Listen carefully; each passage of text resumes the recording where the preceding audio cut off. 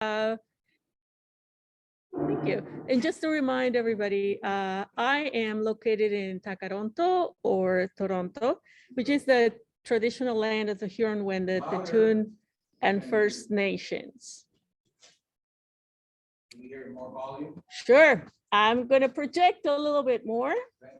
I hope the people online don't feel that I'm yelling at you. I'm just trying to speak for a louder audience. In this particular session, which is Fight for Workers' Power, we're going to have Virginia Rodino, Connie Ndlovu, and Ritch Whyman in that order. And we are going to give each of the speakers 10 to 15 minutes. And at the 2-minute mark, I will let you know. So we regained the time.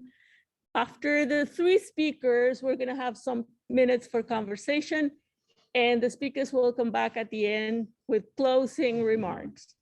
Without further ado, I'm going to pass it to Virginia Rodino, and please, Virginia, take it away.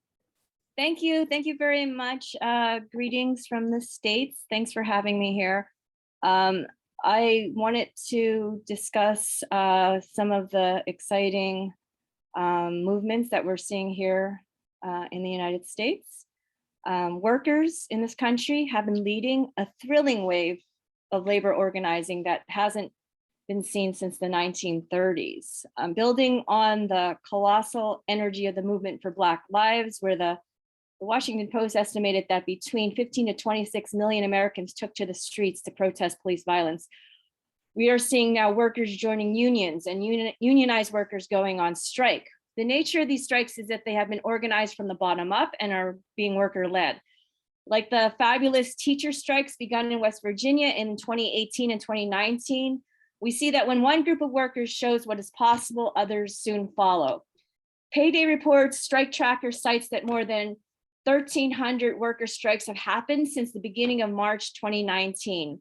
These strikes are being led by many young workers in the food service industry, nursing, journalism, graduate students, and museum worker sectors. And the Amazon Workers United victory at a Staten Island Amazon warehouse in New York in April could well be considered the most important union win in almost 100 years. It's inspired workers globally. Labor reporter Steve Greenhouse compared that win to the Flint sit-down triumph over General Motors in 1936, when General Motors was the nation's largest corporation.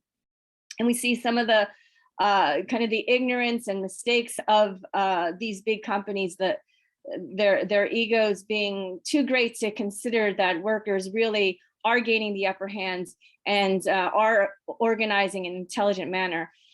Amazon's general counsel said of Christian Smalls, who is the fired worker and founding member of the Amazon Labor Union, he said, he's not smart or articulate. And to the extent that the press wants to focus on us versus him, we will be in a much stronger PR position than simply explaining for the umpteenth time how we're trying to protect workers. Amazon thought it could discredit the organizers if it made Christian Smalls, who is young and Black and has 2 tattoos on his neck. They thought if they made him the face of the entire union organizing movement, people wouldn't take the workers seriously. And stubbornly maintaining its backwards, ignorant view of workers and underestimating the anger of workers, as well as the solidarity that workers are feeling toward each other. This racist strategy backfired, and Smalls has said that workers at more than 100 other Amazon facilities have contacted the union interested in organizing in other locations. We now see that Apple workers are seeking to unionize in New York, Atlanta, and Maryland. So are workers at Trader Joe's in Massachusetts. Workers at an REI store in Manhattan just voted in March to make theirs the first unionized REI store, while workers at 2 Google Fiber stores in Kansas City also unionized. Right now, the numbers are excellent. 74% of workers between the ages of 18 to 24 say they would vote to join a union if they could. And a Gallup poll found that 77% of Americans 18 to 34 approve of unions. In December 2021, a Starbucks in Buffalo became the first location in the United States to unionize in the 2020s. Many of the Starbucks workers trying to unionize are in their early 20s. They become adults amid huge social justice movements like the movement for Black Lives and the Me Too movement. These workers are all facing the same inequalities in work and in life. The immense unfairness of the world of coming into adulthood at a time of heightened inequality in everything from access to broadband, to income, to student loans, to the climate crisis, to the pandemic, means that they are ready to fight. They've had enough. The capitalist system was unprepared for the pandemic. We had no safety net for parents who work when the school shut down, no comprehensive childcare support ready for families. A renewed respect for essential workers was born. And we saw everywhere how, in contrast to the life and death struggles of the working class, company profits soared, billionaires became trillionaires. The system was re-exposed as being fundamentally racist and anti-worker. A Starbucks worker told reporters, "We realized during the pandemic that they didn't care about us." Because of these realizations, masses of resignations of workers followed, which led to workers having the upper hand when it comes to negotiating wages and benefits. In general, the Starbucks union efforts have been very grassroots, driven by the frontline workers themselves. And it's important to point out that despite this wave of worker solidarity in action, the leadership of major unions are still cautious. They're still connected to the Democratic Party. They're blinded by their bureaucracy, and they're completely oblivious to the mood of the workers. After the Amazon Workers United victory in New York, Andy Stern, the former president of the Service Employees International Union, said in a New York Times interview, "Let's not make a single event a movement. We don't know whether this is an extraordinary occurrence or a reproducible event." But Starbucks and Amazon employees are showing how ordinary workers can overcome massive union busting tactics by America's largest companies. The ignorance of union bureaucracies and the Democrats of their grassroots movement shows the need for socialists to relate to these upsurges and for socialists to take part in them and to build networks of militant and socialist organizations. These workers are giving a boost to other movements, such as school student strikes during the pandemic, rallies and marches for reproductive rights, marches for gun control, and protests against the far right. I live in Baltimore, Maryland, which is located on the unceded lands of the Piscataway Nation, but I'm presently at Labor Notes, a conference in Chicago, Illinois. The Great Lakes region was for millennia traversed, occupied, and sustained by Ottawa, Ojibwe, and Potawatomi people allied in the Three Spires Confederacy, and I would like to acknowledge this. At the Labor Notes conference happening right now, grassroots militant labor activists who aren't afraid to critique their own unions are gathering to discuss the role that workers should be playing to create system change and the role they are playing. Conference organizers had to cap the conference at 4,000 people and to stop taking registrants a few weeks ago. It's by far their largest gathering in the history of their organization, which began in 1979. The conference includes more than 100 meetings and workshops on how to organize worker power. I just stepped out of an informal AAPI caucus meeting, Asian American and Pacific Islander caucus meeting, where more than 100 AAPI workers gathered informally, and it was standing room only. And we talked about building AAPI power in our unions, our workplaces, and our communities. Labor leaders like Sarah Nelson of the Flight Attendants Union and the new Teamsters president, Sean O'Brien, have spoken here at this conference, as well as rank and file powerhouses such as Christian Smalls and Michelle Eisen, who helped organize the first Starbucks store. We heard from them tonight on the same panel with Bernie Sanders. We also heard from workers who were on strike, such as the Kellogg's strike worker, who belongs to the bakery workers, and Nabisco striker, and a Massachusetts nurses striker.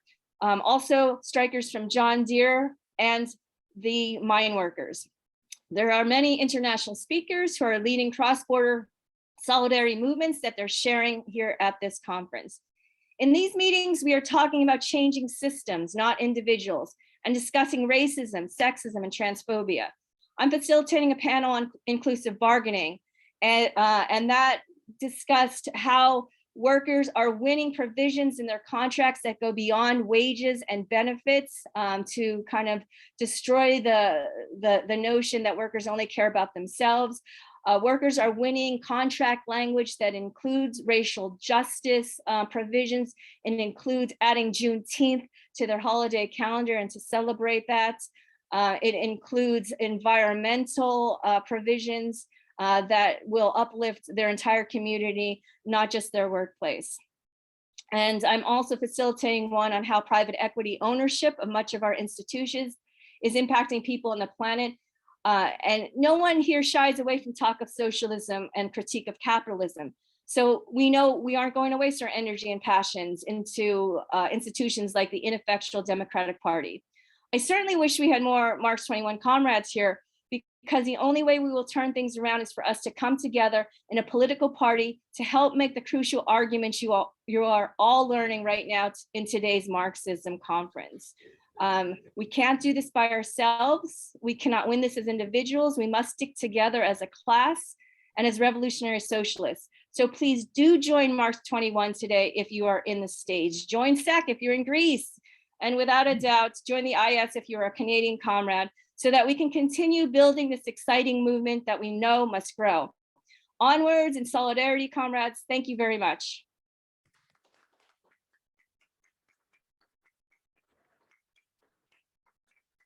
Thank you very much. That was Virginia Rodino, who's the national convener at the United Against Hating the US. Thank you. Next, we have Connie Ndlovu, who's the president of CUPE 7797 and works at Sprint Senior Services, one of the agencies in a composite local that represents over 600 personal support workers, also known as PSWs. And take it away, Connie. Thank you. And thank you, everybody, for inviting me to speak to you today. But first of all, I want to acknowledge that I'm speaking to you from Toronto, which is the home to many Indigenous peoples from across Turtle Island. And I am grateful to have the opportunity to speak from this territory. Today, PSWs in home care in Toronto are facing many challenges. The inflation has gone up the roof. We can't afford to buy food. We can't afford to put gas. We can't even afford to pay rent. And this is contributing factor of being a PSW working for poverty wages. But also, we are very afraid because I'll speak to you why our fear has intensified since June 2nd after the elections here in Ontario. The majority victory of the PC government has made it clear to us as home care workers that Bill 124 is not going anywhere too soon. Bill 124 has set a barrier for us to bargain decent work and good working conditions for PSWs, including wages and benefits. This now will get worse as the austerity agenda and more concessions will dominate the bargaining table, leading to more precarity of our jobs as PSWs and further exploitation. But what is even more scary is that just before the elections in Ontario, the government did speak about reintroducing the Mike Harris competitive bidding model in home care. My friends, nothing good ever benefited workers then or even our clients, and nothing good will come out of this now. We will see privatization of home care services. We'll see lack of access, and above all, we'll see further attacks and exploitation of PSWs in the sector through displacement from public sector to private sector jobs, where wages are very poor, no good working conditions, and benefits are non-existent, including being non-unionized or non-organized.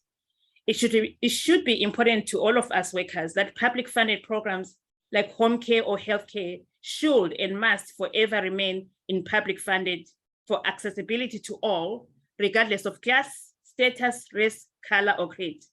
Private programs are elite and only benefit a few in our society. So, comrades, the time to organize, mobilize, and fight resistance to privatization of home care and public social programs is now. Time to fight resistance against austerity is now.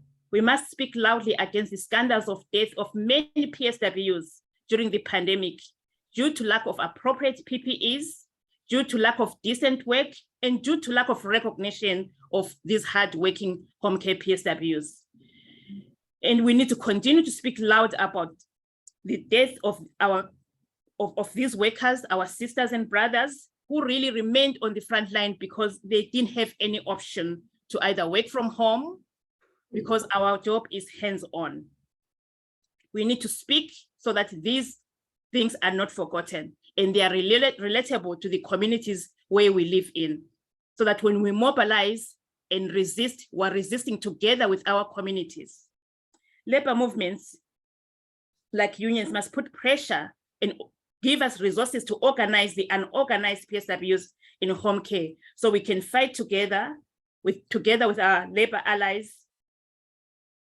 Privatizing home care or healthcare must be a concern not only for PSWs or for seniors we serve in the communities, but for all of us, because non-union jobs do not benefit all workers in our communities, but only the 1% thrive in those circumstances.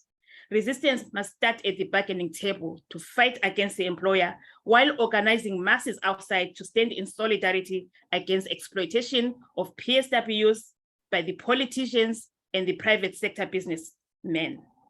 Workers have a history of winning resistance in solidarity. And today, this is what we're facing as PSWs. We're speaking to our allies, we're forming solidarity pacts, because it's not a war that is only gonna be won by these women who are predominantly women of color, but it's a war that is gonna be won by all workers standing together in solidarity and saying enough is enough, because nobody should volunteer when they're supposed to be paid to pay their bills. We go to work not to volunteer. I think we've done enough already. But today we've seen, even during the pandemic, that they still wanted us to volunteer in spite of our lives. So today, enough is enough. This is the fear that we're having as PSWs, and and hoping that the labor movement, all movements will organize against the politicians in Ontario, against the government in Ontario, to really help the PSWs in home care, but also to keep home care as a public funded sector, and to keep healthcare and all our social programs as public funded, because nothing is gonna benefit our communities, ourselves, the future generations when we privatize social programs where we work. When our jobs become private, there's no quality of delivery of the services we give to the seniors who desperately need those services. So these are the fears we have. Speaking to you today, I'm also reaching out to you to begin to talk to the unorganized PSWs, wherever you are. There are plenty of them, and let's organize them. Let's fight together to win the rights that we deserve as workers, but also to keep what is supposed to be public, what is supposed to be ours and yours public. We cannot allow the 1% to continue to privatize and make our jobs precarious, but also to destroy the movements that we've made to resist these kind of exploitations. Because when things become private, then they're actually destroying the movements that we've built over the years, the unions, the progressive unions that we've built over the years, the workers' rights that we've built over the years. And we cannot allow that to happen just because we have a majority government of the PCs in Ontario. Thank you.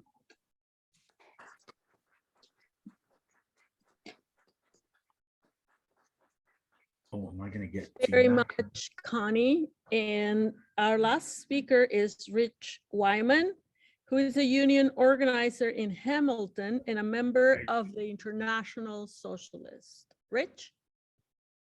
Hi, everybody. Ritch Whyman speaking to you today from the traditional treaty lands of the Anishinaabe and Haudenosaunee, colonially known as Hamilton. And I think it's thank you to both Virginia and Connie. Fantastic presentations, very exciting, and I think outline a lot of things I wanted to talk about. And if you think about the situation we're in today, just a year ago, we were talking about the crisis that working people were facing from COVID.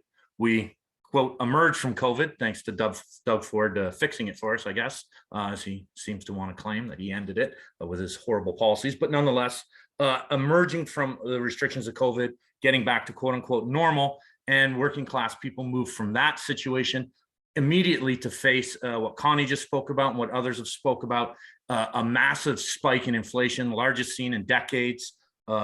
You know, people saying that the inflation rate that they thought was only going to be 4 or 5% has gone up to 6.8%. Those are their numbers. For working class people, important numbers are food costs have risen by nearly 10% over the past up, you know, to I think just in March, and have gone up since. Housing has gone up by almost 7.5% on top of already astronomical numbers. Gas has gone up by the 75 to 100%. So the number of 6.8, I think, is a misnomer for what working class people are really suffering through just as we emerge out of COVID. And it's not lost on people either. 6 in 10 in March said that they were worried about food costs and how they were going to budget. 25% of working people say they're on the verge of actually being broke. 20% think that they'll be using a food bank at some point this year. People under the age of 39, 40% of them worry that they won't be able to afford their housing costs. For those under the age of 29, that's 53% worrying about that. So clearly, it's a desperate situation for working people being faced with the gross pandemic profiteering that's gone on, and governments and unfortunately union leaders that seem to be completely lost on the desperation and the necessity of resisting this sort of situation. But I think it's interesting if we don't just look at the horror of that, but also the response of working people. And if we look back over the past 2 and a bit years throughout COVID, I think we can say that the shape of the class struggle has dramatically changed. At the start of COVID in Ontario, there was the beginnings of, just before the start of COVID, the beginnings of actually a mass teacher action, possibly a mass teacher strike, inspiration being drawn from the strikes that Virginia mentioned in the United States. The Red for Ed t-shirts all over the place in cities throughout Ontario as teachers began a series of demonstrations and actions. COVID came along and unfortunately, confused, I think, a lot of the working class, and definitely gave the leadership of unions the out to pull back from struggle and retreat basically from any resistance due to COVID. However, things did begin to shift a little bit, particularly in late 2020 and 21. But what we saw there was the emergence of strikes that were mainly defensive. And the list could go on. Quite large enterprises from Owens Corning in Guelph to Inco up in Sudbury, dock workers in Montreal, Rexplast workers in Toronto. The list, there's articles that were done in Socialist.Ca that kind of go through that strike wave that began. But in most of those strikes at that time, towards the end of 2020 and into 2021, were very defensive sort of strikes. Employers felt, while our union leaders and the NDP were singing along with the chambers of Congress that we're all in this together, and isn't Trudeau great for bailing out business and providing wage subsidies, so on and so forth. Employers were utilizing those wage subsidies to actually go on a tear against workers and their contracts when they came up for strikes. At that moment, I would say that the employing class felt extremely confident using the fear of unemployment that existed due to COVID, lack of orders, sort of chaos in the economy, and in the public sector in particular, using the sort of, you're on the front lines to serve people. If you threaten to strike or do anything, you'll be doing a disservice to the public, really utilizing those sort of things to drive wedges, whether it was through 124 or through forcing workers out on strike or lockouts and things like that. The good thing is that in many of those cases, workers stood up and fought back against those concessions. Didn't win everything, but were actually able in many of those strikes to push back on those, the exception being the Montreal dock workers, who unfortunately Trudeau and, I guess who's Jagmeet Singh's best friend now, legislated those dock workers back to work, not just once, but twice during COVID, actually. So the employers through the middle of COVID, I would argue, felt confident to use COVID. We're being told we're all in it together by them, to use COVID as a battering ram to try to beat back workers' demands and so on and so forth.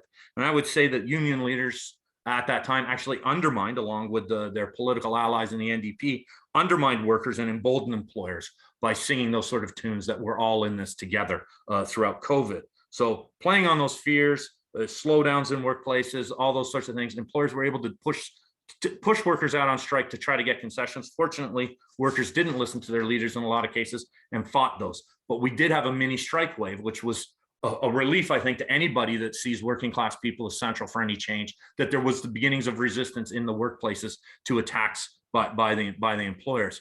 By late 2021, and in particular the beginnings of 2022, a whole new shift begins to happen quite rapidly, actually, from fighting defensive battles against attacks from employers to what I would argue actually workers beginning to go on the offensive. And what we've seen is not obviously the largest strike wave ever. That would be, you know, in the 1970s and the 46 and 46 strike waves that gave birth to sort of industrial unionism in Canada.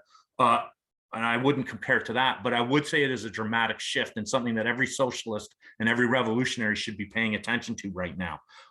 We look at large industrial groups that had been on strike pushing back, new groups began to go out. Starting, you know, ArcelorMittal plants in Quebec, whose sister plants in Quebec had been out on strike a year before, gotten deals that didn't break through what was now necessary for people to break through. Those workers at the other plants picked up those lessons, went out on strike, and forced the hand to even bigger wage increases in the beginning of this year after dealing with the beginnings of inflation.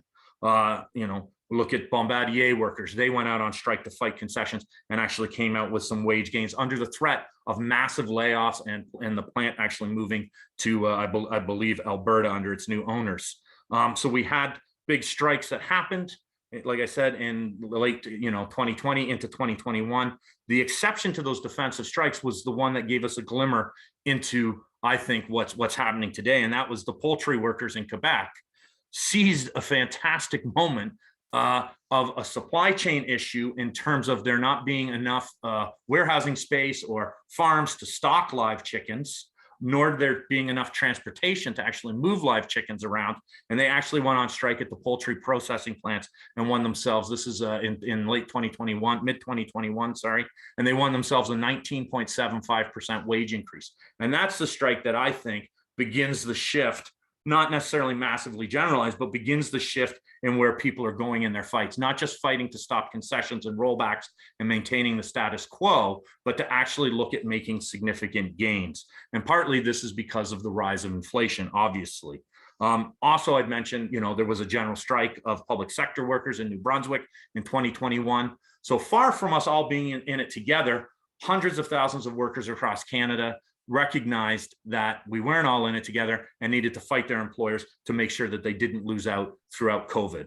I'm getting told I got 2 minutes left and I got about 15 minutes to go here. So let's just pull it up to today. I think what we're facing today is a really unique moment where workers are beginning to feel extremely confident. And I think in the class struggle, when workers see co-workers getting let out the door, getting sacked, getting laid off, see machinery going down, those sorts of things, it saps our confidence. We don't feel needed. We are become dependent on the boss to keep our jobs. The situation right now is momentarily, but it's a very important moment, I think, flipped upside down, where workers instinctively know that their employers need them more than the other way around. And that is leading to a series of wage strikes that hasn't been seen since the 1970s, not at those levels since the last time inflation took off, really in the 1970s, but metro workers at different places, but particularly the warehouse in Toronto led the charge, went out on strike. It was a strike that all kinds of low wage workers in Toronto knew about. Those workers got 14 to 20% wage increases.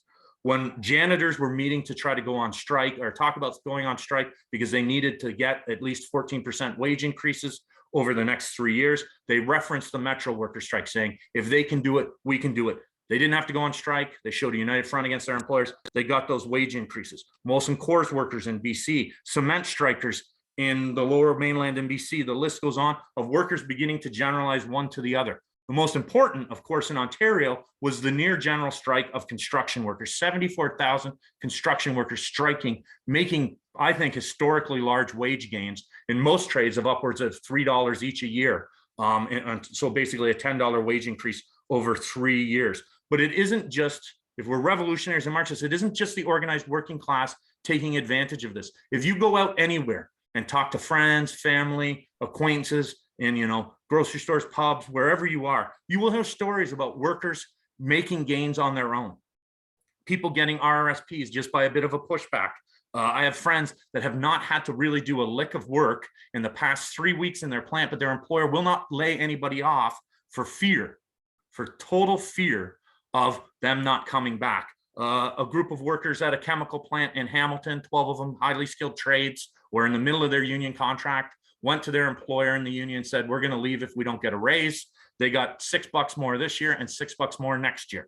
All over the place this is going on. Workers are utilizing this moment to assert themselves. But I would say this won't last forever. Because unfortunately, the union leadership, we just had an election in Ontario. If you listen to the way the NDP speaks, if you listen to the way our union leader speaks, it isn't even as though they understand the effect of inflation on their own membership. It is as if they're completely in another world, still talking about things that are not on anybody's mind at this particular moment. So that anger and confidence people feel is being driven almost completely from below. And we know this through looking at the construction trade strikes, because we know a layer of those strikes. And one of them, I believe it was the Iron Workers Union, or the Boilermakers, I can't remember. The union leadership held a vote, contract was rejected. They called the company, got an extra tiddly little bit of amount of money, and then did not announce it to everybody that was outside, but immediately called a new vote and got it accepted. The roofers just passed a contract by 51%. In my experience in the labor movement, I've never seen actually anything come at that 51%. So lots of questions arise about how much the union leaders are trying to dampen down on this. And I'll just make a few last minute, one more minute. I think we have to look ahead to what's coming down the pike. And what is coming down the pike is the question of jacking up interest rates. That is not to solve the question of inflation. It is to batten down wage demands. It is to smack the working class down. It's to cause insecurity about housing to go even further. We're looking at employers applying for massive amounts of temporary foreign worker status permits to try to undermine the shortage in the labor movement, which is also fueling the confidence workers have. Not that as socialists we oppose temporary foreign workers, but we say that they should always come in at the same wages as anybody else working those jobs. They should be full citizens and afforded all the full rights and EI and all those sorts of things. The danger is that the far right is growing. We'll try to seize onto some of those mans. The danger here is that while very spontaneous and sort of rank and file driven these pushes are, there is no leadership at the top of our labor movement or the NDP that is actually generalizing any of this or trying to build on any of this. And you can see that through the Ontario election. How it is in the midst of a mini strike wave, the Party of Labor could lose 840,000 working class votes. It's supposed to be the opposite way. Rising labor struggles feed people into the NDP. This time, rising labor struggles and inflation actually drove people away from the NDP because they did not have an answer to the crisis that working people faced. So I would just say this. I think that it's fantastic that we have this moment. Workers have been told for the past 15 years to keep their wage demands in line with inflation, which was 1-2%. Now that inflation is 6-7% and workers are demanding that, every boss is changing their tune about what they can offer. But we have a moment as a class to push on the shortages, to push on the fear that employers have that Joseph talked about. I will say at a federal level, there's a lot of things that are coming up. People talked about PSAC. This is going to be a real contradiction for the NDP. PSAC is only asking for a 4.5% wage increase, which is below inflation. Trudeau is holding the line at 1.7%. So we have a situation where Jagmeet Singh and the NDP are propping up a government that is trying to actually drive wages down for workers. That's the situation we face, and it's gonna cause a lot of confusion. And unfortunately, that lack of leadership means that on almost every picket line you go to today, you will find supporters of the convoy. You will find supporters of the far right. They're not racist necessarily. They're not actually embedded in the far right, but that anger, that dismay at Trudeau, the dismay at the oligarchs, the dismay at the Westons, the dismay at the price of gas, all these things that are fueling working class anger today are not getting captured by the NDP. They're not getting captured by the trade union leadership, that's for sure. And that's why it's so important to be part of a socialist organization, that we can generalize these things, we can see things, and we can begin to be as angry as those workers, but actually say the answer is not to tie in with the convoy. The answer isn't just to say fuck Trudeau, it's to say fuck Ford, it's to say fuck Trudeau, and it's to say fuck your boss. Let's organize, let's fight, and let's get those wages up, because that's actually where workers are at today. And I think you need a socialist organization to actually generalize that and push through. Once again, I'm terribly sorry for going on for so long. I just can't help myself, and nobody's physically here to shut me up. So sorry about that.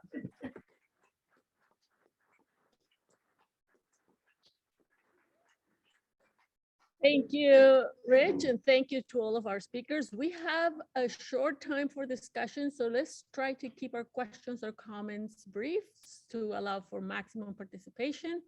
Feel free to raise your hand. I'm going to keep an eye on the room here, and if somebody can help me also check online for any hands. Anybody here? Louder. we have time for discussion. So if you want to use a minute or so to ask a question or make a comment, please raise your hand.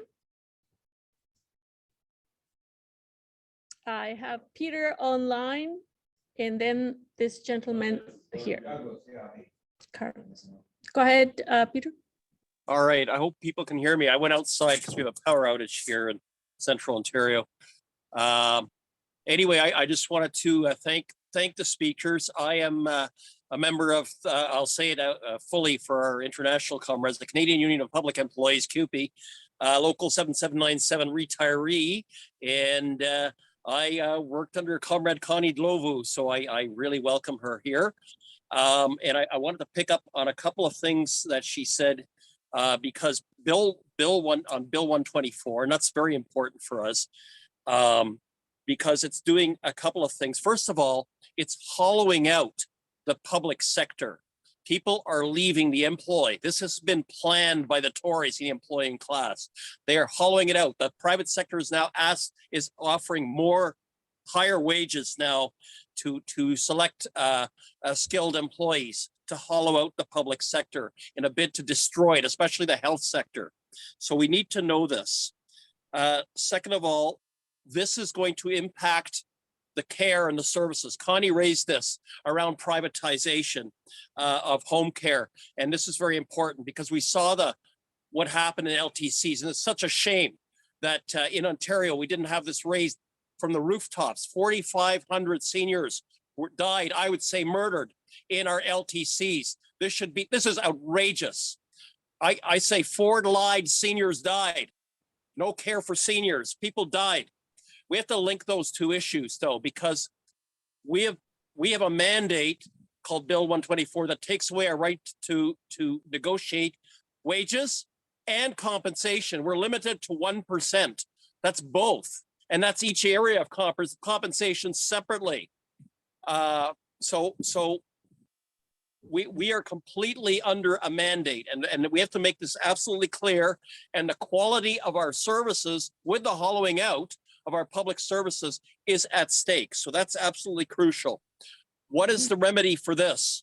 And I'm trying to scream it from the rooftops in CUPE, and I think we need to do this as revolutionary socialists and anybody who's progressive out there, whether in the community also, but also in unions in particular. And that is common front bargaining. We saw the beginnings of this in the hospital sector. CUPE, SCIU, Unifor attempt to build common fronts like in Quebec, right? This is the only way that we can confront the Ford government. They are carving out certain people out of Bill 124, frontline workers, some PSWs, some nurses, etc. But that legislation, as Connie said, is going to stay in place.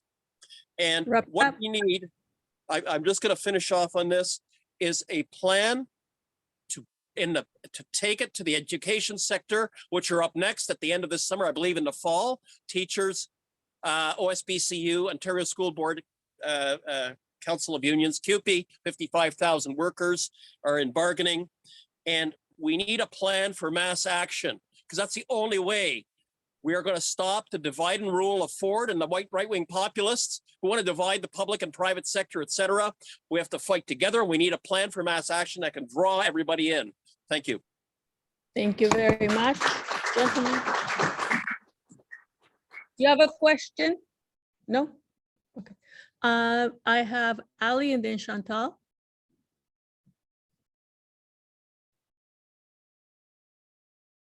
We cannot hear you, Ali, if you're speaking. All right, okay, my question is, this problem that we see now that is caused, this unemployment, inflation, all these things that we see is not only confined to the North, it's all over the world now. There is inflation everywhere. You see in Sri Lanka, in India, and Africa. Now, how would the working class lead this? What Peter said was good. Yes, and the right wing and also Ritch both have mentioned this, that the right wing is tapping into this and creating a movement in order to attack the immigrants and the other workers from marginalized nationalities and races. Now, how do we, as a socialist, tap into this and then lead this so that it translates into a worldwide movement that really, there is an opportunity everywhere in the world now to fight capitalism and fight also the whole system and break it down. Thank you. Thank you, Ali. Chantal, and then we'll call back the three speakers in the same order. Go ahead, Chantal. So I'm going to follow from what Peter was saying, which is really about the disparity between the private sector and the public sector right now. And like all the thrilling stories that were told by both Virginia about the US and Ritch in Canada are mainly in the private sector. And that, you know, it's understandable and explainable and it's great, but it's leaving this huge disparity, which, you know, is not going unnoticed by workers in the public sector who bore a lot of the brunt of the pandemic, but also who have been there like before the pandemic and still are facing massive government interference in free collective bargaining. It's not only Bill 124 in Ontario, it is across the country. So if you look at Manitoba, Public Service Sustainability Act was brought in, never proclaimed, still had a massive impact on people, on nurses, who pushed back on it. It was fought legally and declared unconstitutional, but then the Tory Premier, challenged that, and it was declared actually constitutional. In Alberta, same kind of situation occurred. They didn't try to even legislate it. They just tried to impose wage restraint on the whole public service unofficially. And at first, it was a 3% cut imposed on the entire public service, including on nurses who pushed back on that and moved the mandate a little bit. But still, like, people are struggling with it's even worse when it's not legislated because you don't even know what you're dealing with. It's the secret mandate. People refer to it as the ghost at the table in the public sector. You don't know who you're bargaining with. You're actually bargaining with government. And if you go on strike, you're probably striking against government ultimately. And that's a really tough thing. And I think Peter's right. Ultimately, there's no solution to that in an individual workplace. It is about the government. So it does take a broader strategy. But I can't go into it, but the Common Front in Quebec, the second, you know, not the big Common Front that happened in an amazing way 50 years ago, but the one that happened just a few years ago was kind of a fail and left a bad taste in people's mouths. It was an attempt to bring people together, but it was top down without a lot of, without rank and file leadership within it. And it ended up being really a lot of division. People fighting against each other, some rejecting the deal, some others, some not, and the threat of back to work legislation over everyone's head without a strategy about how to fight that. So I don't mean to be depressing about it, but I think, yeah, we do need a strategy in the public sector that's gonna go beyond that. Okay, thank you for that. I had Feline. Yes, please. And this is the last question for the round, and after Feline, we'll hear back from the speakers. Take it away, Feline. Okay, I just had a question for Virginia, actually. It's really exciting to hear about the labor notes conference. I was talking about to a comrade here who was at virtually at the meeting last night, that had the organizers from Amazon, and as you said, I think Bernie Sanders spoke there. And I'm just wondering, like, what your sense is of workers who are at that conference in terms of, if you look at the political situation in the United States, you look at the January 6th hearings that are going on, it seems in a way like there's nowhere for workers to go politically in the US system in terms of, you know, I mean, voting for the Democrats. I heard Sanders the other day just saying if the Democrats don't change their direction very quickly, then the midterm elections are going to be a disaster for them. All the stuff that they said they were going to do when they got elected after Trump left, you know, that, like forgiving student loans, all of the stuff that was supposed to help the working class. None of that stuff has come through. And Biden is acting like any warmongering president before him.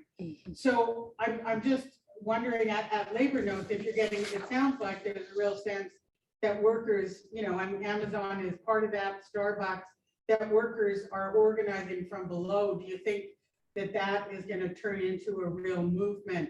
Because I'm sure, I doubt the trade union bureaucracy, like here, is on the same page. So if you could just address that, thanks. Thank you, Faylene. Virginia, then Connie, and then Rich. Yeah, thank you all for this great discussion. Thanks to the other speakers as well. I mean, thanks a lot, Faylene, for that really difficult question, because I'm not really sure how to answer that in a minute or two. What I could say is there's, of course, incredible energy at this conference, standing room only in all of the sessions. And they are sessions about critiquing the system, including the kind of bureaucratic systems within labor unions as well.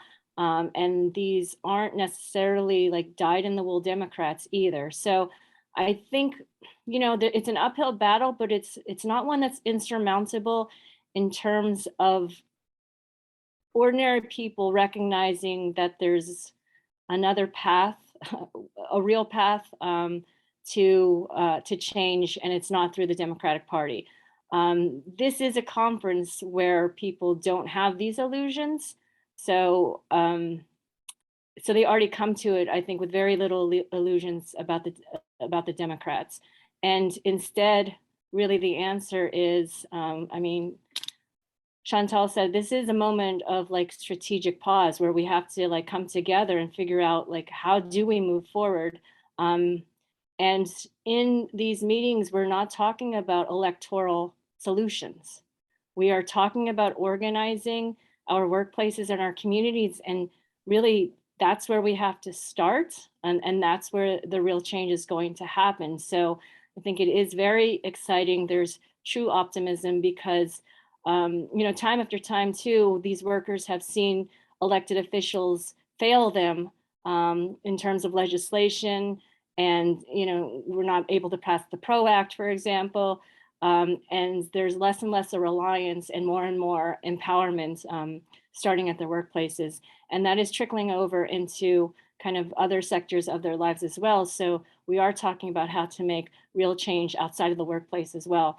So it's not really the answer to your question, Faylene, but I think, you know, we are looking in the right direction, in my opinion, in terms of coming together and saying that we have to start and empower each other in the workplace, build up our unions, and demonstrate that we can do it without big bureaucracies, we can do it without a ton of resources, and that through winning, we're inspiring other movements outside of labor. And again, I think here, this is like the cherry on top for me in terms of how do we know what the focus is? And it really, you know, is about revolutionary socialism, about a revolutionary socialist party to help have these types of discussions so that we can enter into our workplaces, on our campuses, and in our communities with focus about really the right way to go, so we don't waste kind of our precious resources and time worrying about electoral strategies. So again, I just reemphasize that we should all come together in spaces like this to talk about revolutionary socialist politics and to help build our political parties as well, so that we can enter into these movements and become leading voices in terms of how to really create the change that we need to see. Thank you. Thank you. Thank you, Christina. Connie, take it away. Yeah, thank you. Well, it's a difficult question, but for me, I think the answer really is, you know, organizing. You know, we must organize ourselves as workers and fight together. Solidarity is the only way that is going to help us win, but also, free collective bargaining. I think the unions also have a duty that, when we're talking about defending our rights to bargaining, it doesn't only mean that it's PSWs who are bargaining. If consensus are there in the school boards, we need to fight for that as well. We need to come together, because what happens in another region can simply go to another region and the government takes over that way. So when we're fighting Bill 124, it's not about the schools only or healthcare only. It's about all the working class people fighting Bill 124. It's a legislation that is meant to destroy the power of the working class people. It's a legislation that is driving us to poverty. We are losing everything that we had if we're not going to fight Bill 124 collectively. But also, politicians, they speak. But what's happening also in healthcare is that most of the time, when we're talking about PSWs, we're talking about class in PSWs, we're always talking about long-term care. We're always talking about hospitals, nursing homes. Little do we say and talk about home care. There's people like me and many faces of poverty, predominantly racialized women who work in home care. There's hardly a mention of home care sometimes when the NDP is speaking about improvements in healthcare. And we've seen funding. When there's funding in healthcare, the last component that gets any leftover dollars is home care. There are people working in home care. There are people in the union like myself who work in home care. We want the unions to stand up for everybody, not to leave these workers in home care. We're easily exploited because also there's no recognition. I will tell you one story that happened during the pandemic, the first wave of the pandemic, when the government of Ontario shut the city down to, as one of the restrictions of the pandemic. The public washrooms were closed, the malls were closed, the parks were closed. We had nowhere to sit and eat our food. They forgot about people like PSWs who work in the community, because we still needed to go and help those people in their homes. There was no mention. I had to write a letter to Doug Ford and say, no, we need those washrooms to be opened because we need to go to the washroom. So can you imagine how you can forget that component of workers? I also made a call to Andrea Horowitz's office and talked about home care. It took about a week or so when the truckers, they had to put these portable washrooms on the highways for the truckers, right? But they forgot about these people. So for us to come together and win, and these things, they do hurt, because by the end of the day, who are we? We see ourselves as women of color from marginalized communities, and the last people to be recognized as working people. So when we're talking about inflation, everybody's feeling it now, but we're feeling it worse as PSWs. And this underfunding of the home care didn't happen yesterday. It's been happening again and again. And I think the unions also, they need to have maybe some place else where they review all collective agreements. And they will see that today, 20 years later, as a home care PSW, I still make less than $20 an hour, 20 years later. Shame. When we're talking about concessions, right now, what the home care agencies are doing at the bargaining table is to bring the agencies. If they can't get PSWs, because PSWs, they've got many jobs now just to make ends meet. If they can't cover a shift, who's coming to do our work? It's someone from the agency, from the private agency. And they are paying private agency workers more than what they are paying unionized workers, right? So to fight these kind of things, we need to really open our minds and embrace every worker. This is what the unions do. This is what the labor movement does. A worker is a worker is a worker, regardless of which community you come from. You go to work, you get to be paid decent wages. And when we're talking there at the podium as politicians, let's not forget about home care. Let's not divide PSWs who work in long-term care and PSWs who work in home care. There's many PSWs, including my friends, who are dead because of the pandemic. When people are talking about PPEs, we have to make our own masks to go and work. We're the last people to be provided with PPEs in home care. So yes, to your question, it's gonna take solidarity. It's gonna really gonna talk about race issue, gender issue, and who we are as a labor movement? Are we only talking about certain sectors that are visible, or are we talking about workers in general? And that's what we want to see, to fight everything that is against us. Because whether it's against the school boards, it's also against a worker in home care. It's also against a worker in the hospital. It's also against a worker everywhere where workers work. We need to really open our eyes and speak for every workers and come together and mobilize. And the other reason home care PSWs still make less than $20 20 years later is because we're vulnerable. We can be exploited easily. There's many unorganized home care workers, many immigrant women who are still going to work in people's homes, changing diapers, lifting people with no proper equipment and making less than $13 an hour because they are not even in the union and nobody's speaking for those workers. They are my friends, they are my neighbors, they are my sisters. So it's coming together for free collective bargaining and involving and including everyone. Let's organize and mobilize all workers to be part of the labor movement. Thank you. Thank you.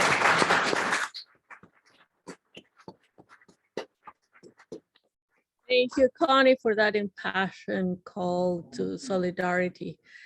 Rich, you take. Yeah, well, that's Connie. Thank you. That's I think the anger that you're talking about, you're not alone in feeling. I think thousands of workers, particularly all those workers that had to go to work every day because they were deemed essential, while their employers and managers got to sit at home, only to turn around and get told you're only going to get 1% for a pay increase because of Bill 124. The anger must just be palpable.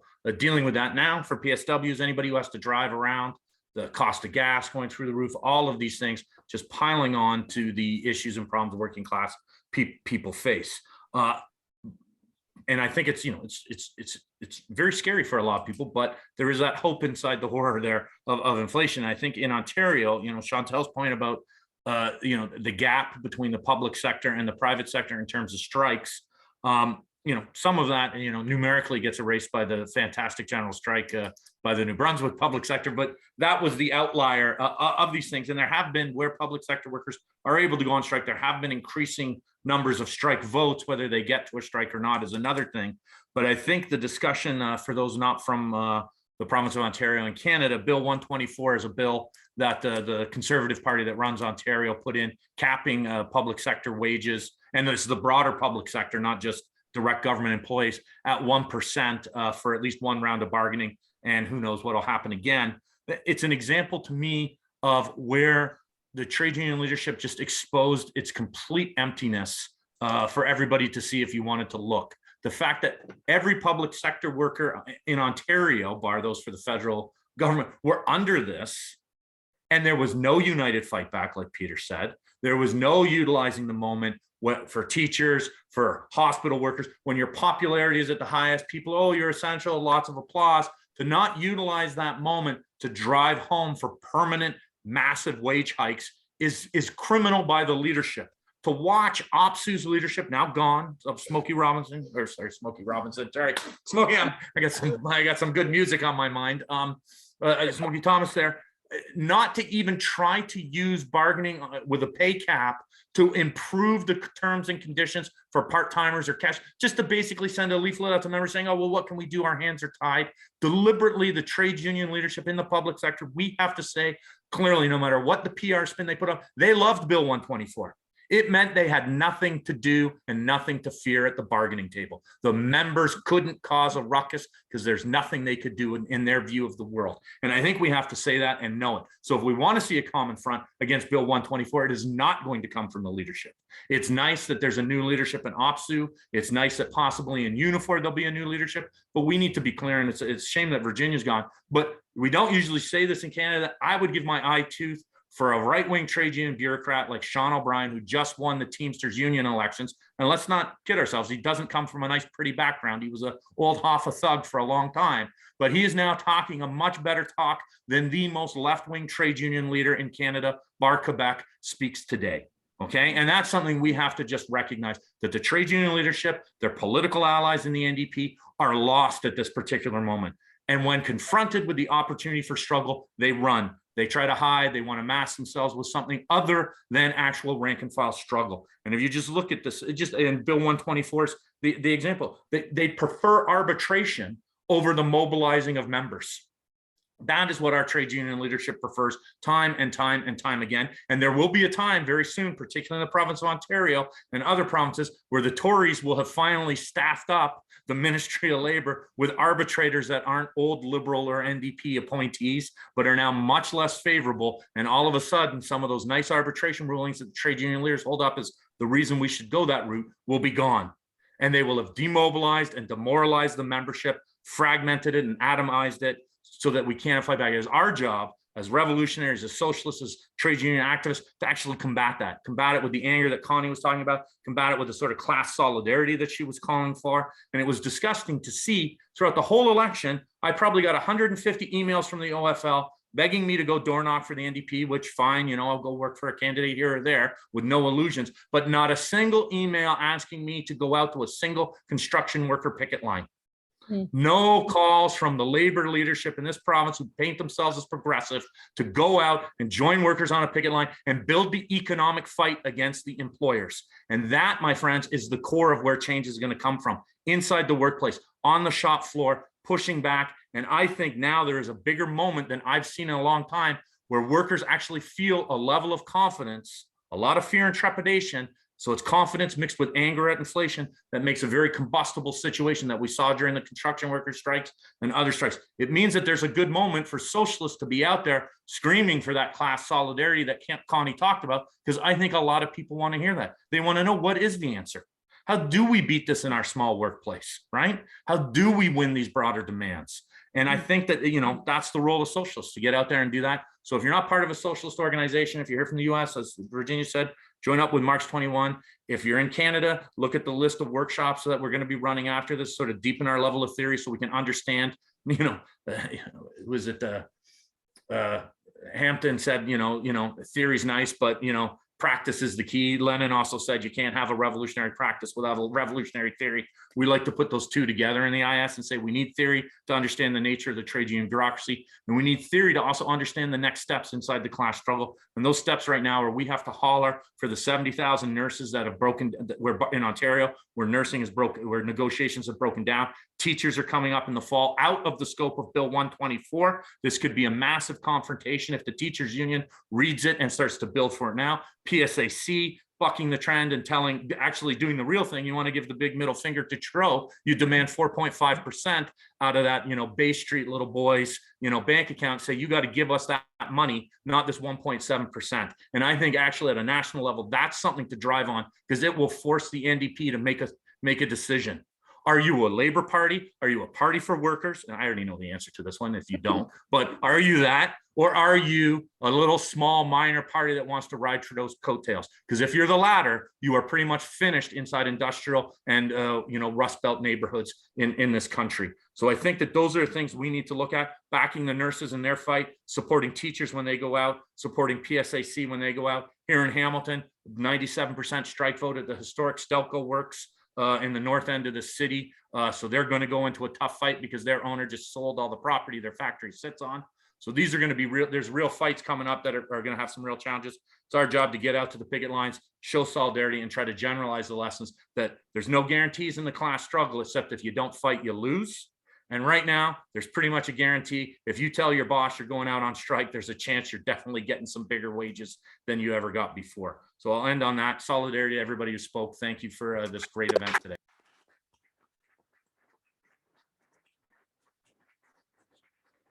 Thank you, everybody. Next, we have our panel on building movements to change the world.